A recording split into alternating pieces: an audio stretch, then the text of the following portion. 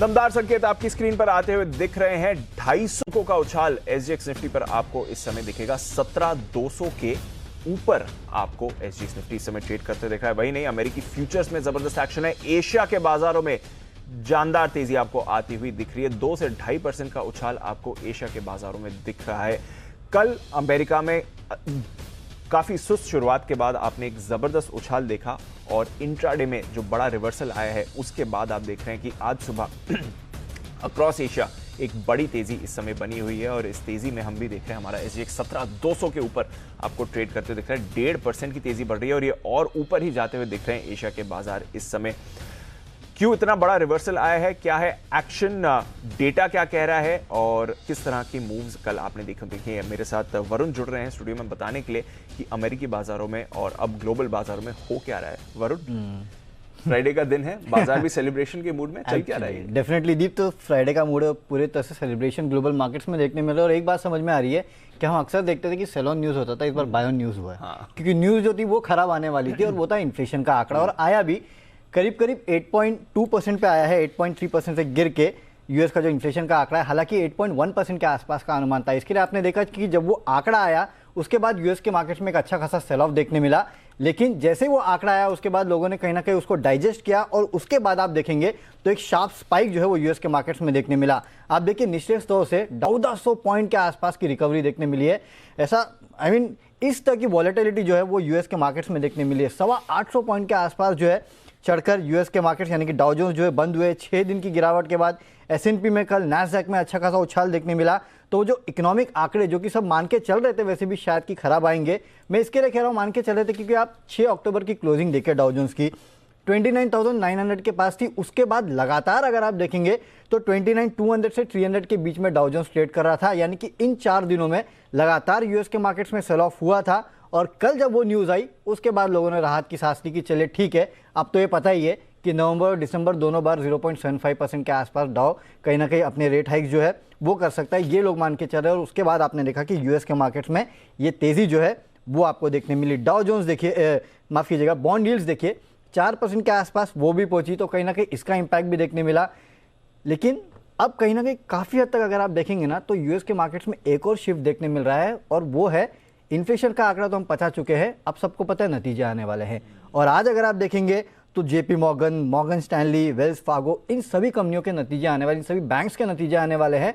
उसका भी कहीं ना कहीं इम्पैक्ट जो है वो यूएस के मार्केट्स में कल के ट्रेडिंग सेशन में देखने मिला है।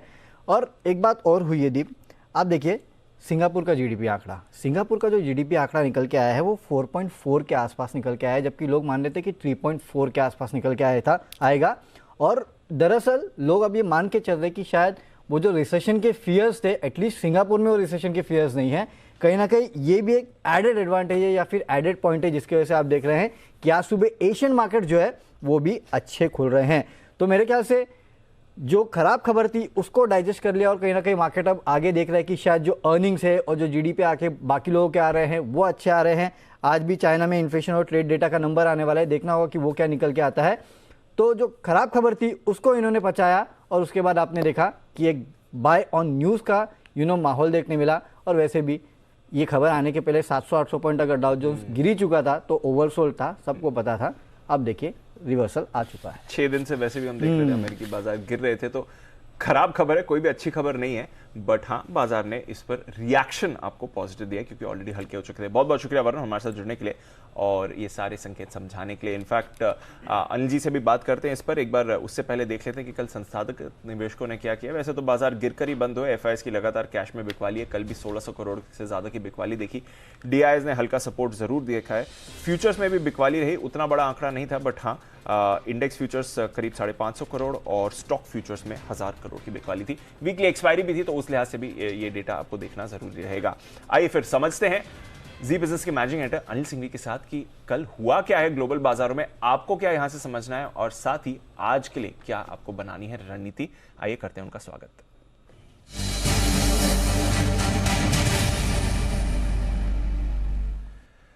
मॉर्निंग अनिल जी, पहले तो एक बार जरा बताएं कि ये जो बड़ा रिवर्सल हुआ है ये हुआ कैसे, जो आप कल बात भी कर रहे थे कि 6 दिन अमेरिका गिर चुका है, अब डेटा पचा लिया है बाजार ने, खराब डेटा आया बट उसके बाद रिएक्शन पॉजिटिव दिया बाजार ने। Sir good morning. देखिए, बात सिंपल सी है।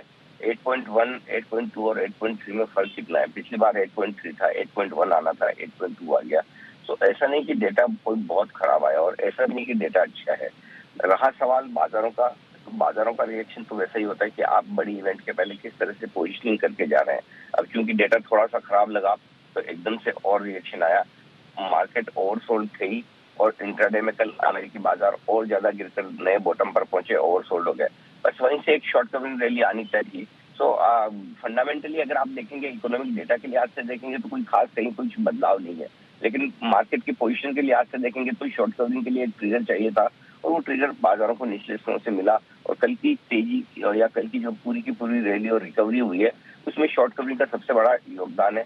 7 दिनों तक लगातार गिरने के बाद एक रिकवरी जो बाजार में आनी चाहिए थी वो आपने आती हुई देखी भी। जहां तक बाकी डेटा का सवाल है, वैसे ही है, महंगाई की चिंताएं बरकरार है।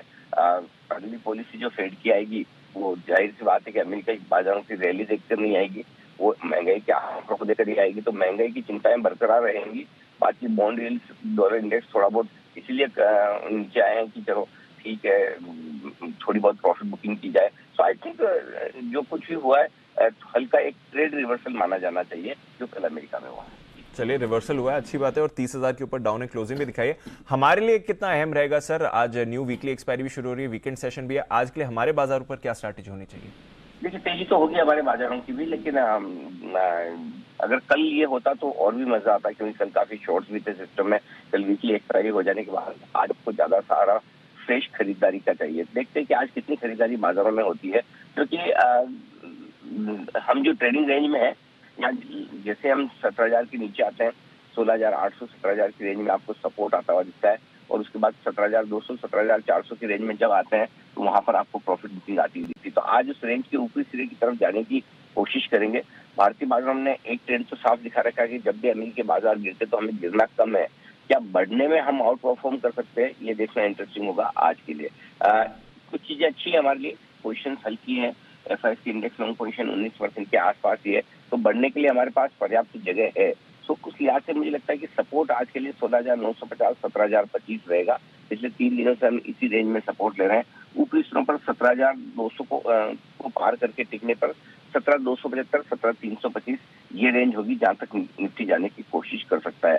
बैंक निफ्टी का जहां तक सवाल है, कल एकदम सपोर्ट रेंज पर हम जाकर बंद हुए हैं और आज के लिए 38,450 38,625 बेहद मजबूत सपोर्ट का काम करेगा और 38,950 के आसपास हल्की फुल्की रुकावट है, उसके ऊपर हम खुलने चाहिए। 39,100 39,300 की रेंज तक तो आज जाने की कोशिश हो सकती है और उसके बाद 39,500 600 तक का भी रास्ता बन सकता है आज और अगले 1-2 दिनों में। तो इस लिहाज से कम गेप के साथ खुले तो खरीदारी करने का मौका है, बड़े गेप के साथ खुलेगा तो फिर उसके बाद देखते हैं क्या कुछ होता है। बिल्कुल, तो आज हमारे बाजार भी रिबाउंड के लिए तैयार हैं। हम देखते हैं मौका कहां मिलता है। अपनी पर 8 बजे ऑफकोर्स अनिल जी आपको अपनी पूरी स्ट्रैटेजी भी बताएंगे। शुक्रिया अनिल जी हमारे साथ जुड़ने के लिए और बाजार पर पूरा एक्शन समझाने के लिए। आइए, खबरों के दम पर कहां पर रहेगा एक्शन, नतीजे कौन से रहे हैं कल मार्केट्स बंद होने के बाद, ये भी जानते हैं अरमान के साथ। अरमान, मॉर्निंग। सबसे पहले तो इन्फोसिस की ही बात करते हैं। बायबैक का जो अपनी रिसर्च थी एकदम सटीक रही। नंबर्स कैसे थे इन्फोसिस के और बाकी कंपनीज के? जी, इन्फोसिस के अगर आप नतीजे देखेंगे तो जो हमारा अनुमान था उससे थोड़े बेहतर नतीजे आते हुए दिखे हैं। आय में लगभग 6% की बढ़ोतरी है, वहीं डॉलर आय लगभग 2.5% बढ़कर आई है और मुनाफा भी लगभग 12% जो आप क्यू अगर आप देख रहे हैं इन सब में तो उसमें बढ़कर आता हुआ दिखा है।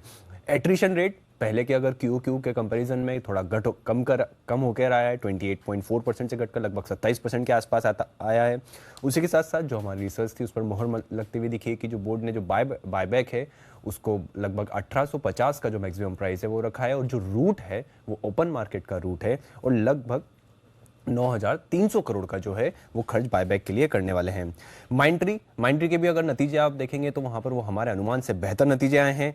आय में लगभग 9% की बढ़ोतरी है, डॉलर आय लगभग 6% के आसपास बढ़कर आया है, वहीं मुनाफे में देखेंगे तो लगभग 8% की बढ़ोतरी आई है और एट्रिशन रेट यहां पर भी थोड़ा सा घटकर आया है, 24.5% से घटकर 24.1% पर आता हुआ दिखा है। सीएट पर अगर नतीजे देखेंगे तो वो वीक हैं। अगर आय लगभग, हालांकि आय में आपको थोड़ी बढ़ोतरी दिखेगी, लगभग 11.7% 12% की बढ़ोतरी है, हालांकि मार्जिन्स जो हैं वहां पर कटौती आती हुई दिखी है, 15.5% से घटकर 14.7% पर आए हैं और 10 रुपये प्रति शेयर का इंतरिम डिविडेंड का ऐलान भी किया है। एंजल वन, यहां पर अगर आप नतीजे बढ़िया है नतीजे। आय लगभग 36% बढ़कर आई है, मार्जिन्स 36.6% से बढ़कर 40% पर आए हैं और मुनाफे में भी लगभग 59% की बढ़ोतरी आई है। और बोर्ड ने जो सेकंड इंटरिम डिविडेंड है 9 रुपये प्रति शेयर का, वो भी दिया है। और अंत में आनंद राठी, वहां पे नतीजे बढ़िया आते हुए दिखे हैं। आय लगभग 34% बढ़ी है, मार्जिन्स भी बढ़कर आए हैं, 42.8% से बढ़कर 44.4% पर आए हैं। मुनाफे में 41% की बढ़ोतरी है और बोर्ड ने 5 रुपये प्रति शेयर का डिविडेंड भी दिया है। ओके, तो कुछ बढ़िया नतीजे आए हैं। आईटी पर रखिए नजर, बट साथ ही कैश मार्केट्स के भी नतीजे अच्छे रहे हैं। आज कौन से नतीजे आने वाले अरमान, और कौन से ट्रिगर्स और खबरें क्या कह रही हैं आज की? जी, नतीजों में सबसे पहले बजाज ऑटो के नतीजे आएंगे निफ्टी में। F&O में आपको Shri cement, federal bank, Oberoi realty के नतीजे आएंगे। कैश में जस्ट डायल और टाटा लेक्सी जैसे स्टॉक्स हैं जिनके नतीजे आते हुए दिखेंगे। संवर्धन मदरसन इंटरनेशनल, इनके लगभग 22.6 करोड़ जो बोनस शेयर्स हैं वो आज से लिस्ट होते हुए दिखेंगे। और हमारे देश का WPI का सितंबर का डेटा आएगा। RBI MPC के मिनट्स जो हैं वो भी आएंगे। और चेंज इन प्राइस बैंड है एक स्टॉक में जिसमें 10% से 5% है, लिबर्टी शूज। और अब आ जाते हैं खबरों पर। HDFC लाइफ पर ध्यान रखिएगा क्योंकि एक्साइड लाइफ के साथ जो विलय के लिए उनको IRDAI की मंजूरी मिल चुकी है। पिरामल इंटरप्राइजेस, पिरामल फार्मा को लिस्ट कराने के लिए सेबी से उन्हें मंजूरी मिली है। NMDC, जिसमें 28 अक्टूबर को जो NMDC स्टील डी मर्जर की जो है वो रिकॉर्ड डेट तय की गई है। कोल इंडिया, जिसमें कंपनी राजस्थान में लगभग 1190 मेगावाट का जो सोलर प्रोजेक्ट है सेटअप करेगी। NLC इंडिया और BHEL, जिसमें NLC इंडिया ने लिग्नाइट गैसिफिकेशन की टेक्नोलॉजी के लिए BHEL के साथ जो है उन्होंने MOU किया है। और अंत में पटेल इंजीनियरिंग पर एक खबर है जिसमें अदित टनल के कंस्ट्रक्शन में लापरवाही पर NHAI ने सख्ती की है। वो जो कंस्ट्रक्शन था वहाँ पर लगभग 10 व्यक्तियों की मौत हुई थी। उसके चलते जो ये JV कंपनी है MS सीगल इंडिया लिमिटेड, वहाँ पर रोक लगी। और ये जो रोक लगाई है वो 29 नवंबर तक लगाई गई है। हालांकि ये रोक 30 मई को ही लगा दी थी और लगभग 8.5 करोड़ की पेनल्टी भी लगाई। ओके, तो ये हैं आपके लिए कुछ इंपॉर्टेंट खबरें जहां पर रखनी है नजर आज के एक्शन के लिहाज से। आइए, स्टॉक्स भी काफी सारे मूवमेंट आपको दिखा सकते हैं। रिबाउंड का डे है, यहां पर कुछ ट्रेडिंग कॉल्स आपको बता दें। चॉइस ब्रोकिंग की राय है ग्रैन्यूल्स, इस पर करके चलें खरीदारी। Stop loss 336, target 370। Centrum broking, इन्हें पसंद है सन फार्मा, खरीदारी करके चलिए। Stop loss 952, target 1000। और साथ ही KPR मिल्स, यहां पर भी आप खरीदारी कर सकते हैं। 559 का लगाइए स्टॉप लॉस और टारगेट होना चाहिए आपका 585 का। इनफैक्ट बाजार पर अपनी स्ट्रैटेजी देने के लिए और कुछ और ट्रेडिंग कॉल्स देने के लिए हमारे साथ तैयार हैं कोटक सिक्योरिटीज के श्रीकांत चौहान साहब। श्रीकांत जी, गुड मॉर्निंग सर। कल तो डेज लो पर बंद हुए थे, पर आज बढ़िया रिबाउंड के मूड में है बाजार। तो पहले जरा इंडेक्स पर अपने राय दीजिए, क्या करना है आज के रिबाउंड में, आप कौन से लेवल सीख रहे हैं? बिल्कुल, good morning Deepanshu, good morning everyone. देखिए, लगता है कि इंडेक्स में सबसे बढ़िया बात यह थी कि इतने दिक्कत भरे सेशंस में, यानी कि जब यूएस मार्केट में काफी बड़ी गिरावट हमने देखी थी पिछले हफ्ते, और उसके बावजूद मार्केट ने 16,750 के इम्पोर्टेंट लेवल को होल्ड करके रखा था। तो यही सबसे बड़ी बात थी। और मुझे लगता है कि अगर डाउ जोन्स की अगर चार्ट देखेंगे तो वहां पे भी इसने प्रीवियस लो को मैनेज करके रखा था। और कल के लोअर ओपनिंग के बाद भी जब मार्केट ने उस लेवल को तोड़ा नहीं तो उसके बाद एक शॉर्ट कवरिंग करी। मुझे लगता है हमारे यहाँ पे भी अच्छी खासी शॉर्ट कवरिंग बन सकती है। और सबसे इम्पोर्टेंट लेवल रहेगा 17,340 का। तो 17,340 के ऊपर हम अच्छी शॉर्ट कवरिंग और देखेंगे। अदरवाइज हमें लगता है कि 17,340 तक मार्केट रैली कर सकता है, यानी कि खुलने के बाद भी और 100 पॉइंट की रैली हमें देखने मिल सकती है, ऐसा हमें लगता है। ओवरऑल हमें लगता है कि हमारे मार्केट में काफी अच्छा हायर बॉटम रखा हुआ है और काफी बढ़िया परफॉर्मेंस ब्रॉडर मार्केट से आ रहा है। हमें लगता है कि हमारे मार्केट 17,700 तक आने वाले कुछ दिनों में जा सकते हैं। बड़ा इवेंट खत्म हो चुका है। आईटी के रेंज निकल कर आ रही है। जहां तक निफ्टी का सवाल है, 17,700 पोजिशनली बड़ी रेंज है, बट आज के लिए तो अच्छा एक्शन है। SGX भी अब 300 पॉइंट ऊपर हो गया। श्रीकांत जी, ट्रेडिंग कॉल्स कौन सी रहेंगी सर आज की? बिल्कुल, तो ट्रेडिंग कॉल्स में देखिए आईटी में एक्सेल टेक्नोलॉजीज अच्छा लग रहा है और यहाँ पे हमें लगता है कि ये स्टॉक 1060, 1080 के लेवल दिखा सकता है। इसे लॉन्ग करके चले और स्टॉप लॉस रखें 950 का। साथ ही साथ एक्सिस बैंक को लॉन्ग करके चले, जहाँ पे हमें लगता है 850, 860 के टारगेट आ सकते हैं। और स्टॉप लॉस रखेंगे हम यहाँ पे 780 रुपए का। ओके, तो एचसीएल टेक और एक्सिस बैंक दोनों पर रखिए नजर। 1080 का टारगेट एचसीएल टेक, 850 का टारगेट एक्सिस बैंक। बहुत बहुत शुक्रिया श्रीकांत जी हमारे साथ जुड़ने के लिए और अपनी कॉल्स बताने के लिए। धुआंधार तेजी बाजार में दिख रही है। 250 पर एसजीएक्स निफ्टी आ गया। 300 पॉइंट का उछाल आपको दिख रहा है। ग्लोबल रिबाउंड, आज पूरे के पूरे मार्केट्स तैयार रहे। पर इस समय कमोडिटी बाजार में क्या हाल है और क्या आपको रणनीति बनानी, ये भी एक बार देख लेते हैं। एसएमसी से हमें राय है, वंदना भारती ने हमें कॉल्स भेजी हैं। सिल्वर दिसंबर कॉन्ट्रैक्ट बेचना है एमसीएक्स पर 57,250 के लेवल पर बेचिए। टारगेट आपका होगा 56,300 का और स्टॉप लॉस आपको लगाना है 57,600 पर।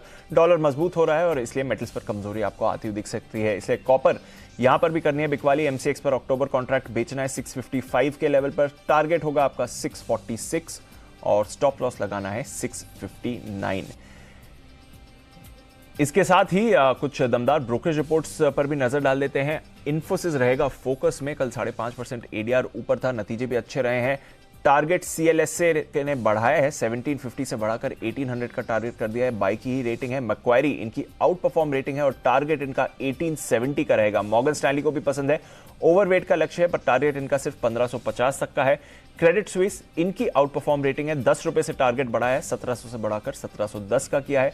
वहीं एचएसबीसी यहां पर बाय रेटिंग तो है बट टारगेट घटाया है 25 रुपए से 1665 से घटाकर 1640 का करा है। सिटी इन्होंने भी टारगेट चेंज करा है, करीब 50 रुपए बढ़ाकर 1625 का टारगेट 1685 कर दिया है। जेफरीज बाय रेटिंग 1700 का target. JP Morgan neutral rating 1600 का टारगेट। वहीं नोमुरा बाय रेटिंग है 1640 के टारगेट के लिए। तो लगभग सभी बुलिश है और टारगेट भी अच्छे आ रहे हैं इन्फोसिस के लिए, उस पर नजर रहेगी। बाकी सारे बाजार पर आज आपको रखनी है नजर क्योंकि धुआंधार एक्शन होने वाला है। पर कौन से स्टॉक्स पर आपको मिलेगी opportunity, trading ideas, FNO picks, option ideas और भरपूर इन्वेस्टमेंट आइडियाज लेकर तैयार हैं।